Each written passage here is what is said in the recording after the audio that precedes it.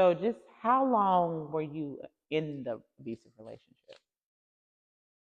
Mm, for about a year and a half. Okay. Okay. So it got a little bit more and then it became physical.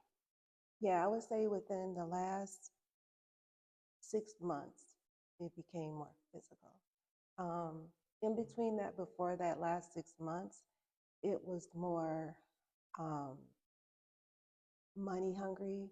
Okay. So it was more where I had to work and hide money in various places, Mhm.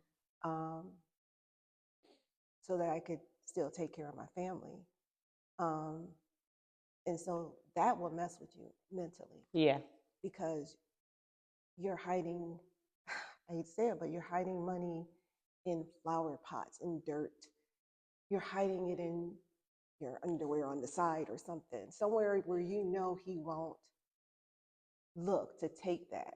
My. Um, and so that was very um, stressful. And then it got to the point where when he wanted money, he would come up to my job. And he knew I was a very private Private. person. Mhm. So he began to come up to my job. And as he would come up to my job, that would be the thing to make him leave. If you gave him money. Yes. Okay. Okay. And so um, it just got it it just got worse and worse. Um, and then, like I said, the last 6 months is when it got to more abusive. So if I didn't give money or if I didn't say what he wanted me to say, or even sexual wise, Right. if I didn't want to, it began like a pushing, Okay. and initially, I would just walk away because Mhm. I didn't want anything to progress with my children. Okay. You had children as well. Okay. And so I didn't want it to progress. Yes. But you get to a point where it's like in that abusive relationship, there was still a part of me saying I had to fight. Yeah. Something So inside you let you know. that Yeah. never stops to say that you need to fight. Yes. And if it wasn't for myself, it was every day looking at my baby. You Yeah. I'm know, sure. I'm sure. Yes. that was huge for me. That was my strength to fight. Um, and then from pushing, it went to episodes of choking, Wow. um, and then to the point where one time I was choked so hard that I was beginning to lose consciousness. My Lord. And you feel, I didn't tell my parents. Those my next. Don't be jumping ahead of me because I'm about to start asking questions. Stop. That was my So, question. So before we go a little bit further, so the pushing began, mhm, him coming to your job, him coming to your job first, mhm. and then the pushing began, and then like we said in the very beginning, there are levels to domestic violence. So you had to keep that secret because you are a family person. You came from a big family. You're a daddy's girl. Everybody's close knit, and so I'm just surprised because did he try to isolate you from family? Because sometimes they'll try to isolate. The crazy thing is, we like were family, watch football together and everything. So we would go, and he would go with me. Okay, So he would be watching. that intimidation. Yes. Yeah, yeah, that So, intimidation. it was like, So you I'm couldn't say watching. anything. No, You better not say anything because no, I'm watching you. because when we get home, Gonna get it would get yeah. very ugly. Right, right. Very So he ugly. allowed you around your family, but it was still you couldn't be you No. because he's always watching. And that's that terror that is still Hmm. there as well. Yeah. And in between, when it started to get abusive, I went to, at one point, I went to the police. Okay.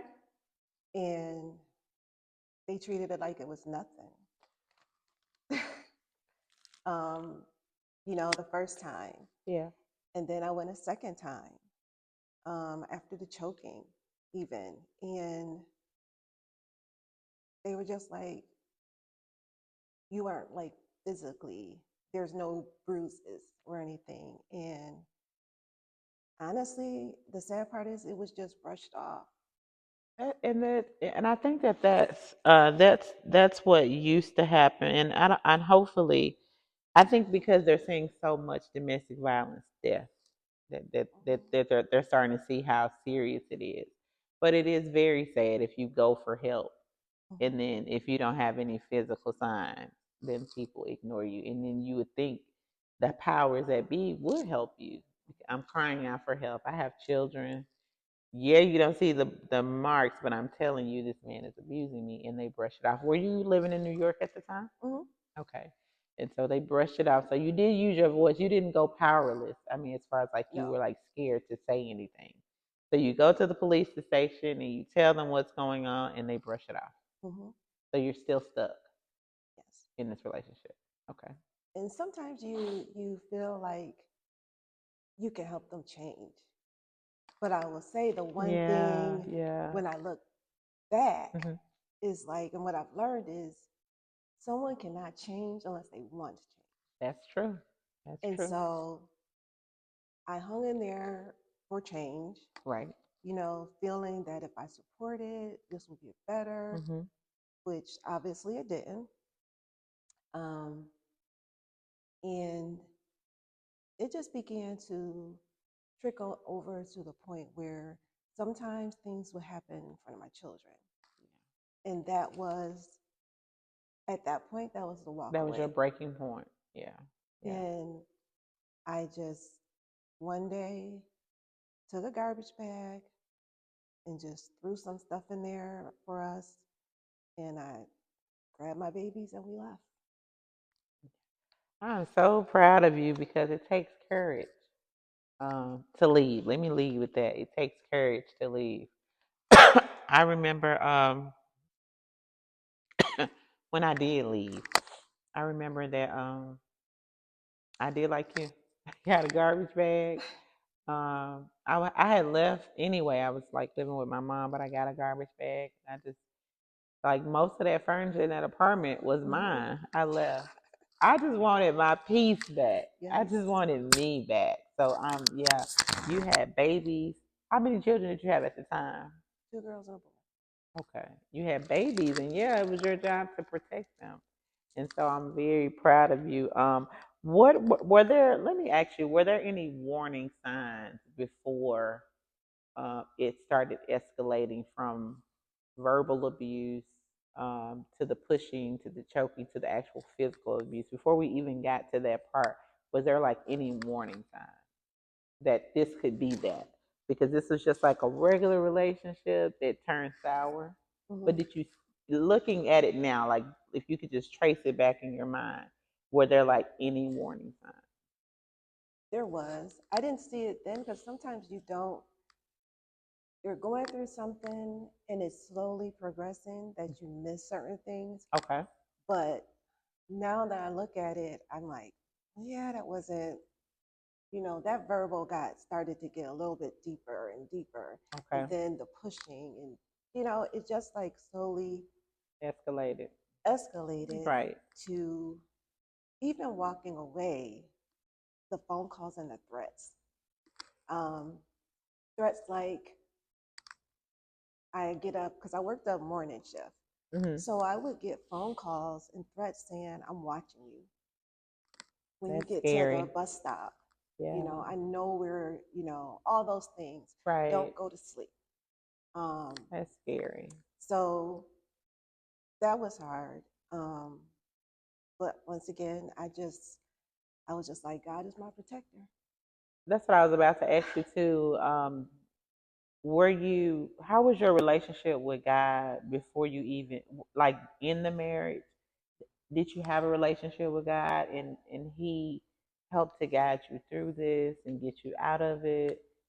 Talk a little bit about how you found, I know the children played a big part in it, Mhm. but how your spirituality helped you to come out of that. afraid. Okay. And